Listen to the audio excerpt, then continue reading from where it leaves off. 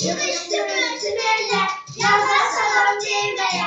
Geldi güller çiçekler, şehir mesleklere. Şaşırtıcı bir sallanak, bakır görür kim gelir. Güleriz gül Novruz'u, bol bereket getirir. Ağustos'ta saat sever, biz sevinip gül sever. Kaynayıp barışlara, bizimle oynasana. Ağustos'ta saat sever, biz sevinip gül sever. Kaynayıp barışlara, bizimle oynasana. Bahar geldi çöllere, çocuklar uyandı artık. Elvan kanır gelene, şehir uzağları. Hoşçakalın sen Novruz'um, gelenlerin mübarek. Her taraf dönem, Türkler yükülse. Ağustos ayı sever, biz sevinip gül sever.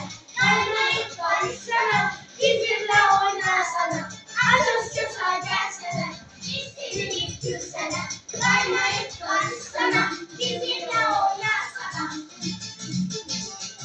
Kızım bozmadan barışlar, şükreleri gezelim. Şeker, kura, baklava, konakları gözleyin. Bakırlar köylerden, soruşurlar içersen. Nasıl gönüllü yerler, kakak değil hemen. Ağustos ayı sever, biz sevinip gül sever. Kaynayıp barışlara, bizimle oynasana. Ağustos ayı sever, biz sevinip gül sever. Kaynayıp barışlara, bizimle oynasana. Evet, baba! Ağustos ayı sever, garip sana beklemen. Yıllar dokuzlara, koşarı oynasana. Ağrılı yolu, çocuklar hiç oynamaz. Cesaret oynayla, geçici oynayla. Ağustos ayı sever, garip sana beklemen. Yıllar dokuzlara, koşarı oynasana.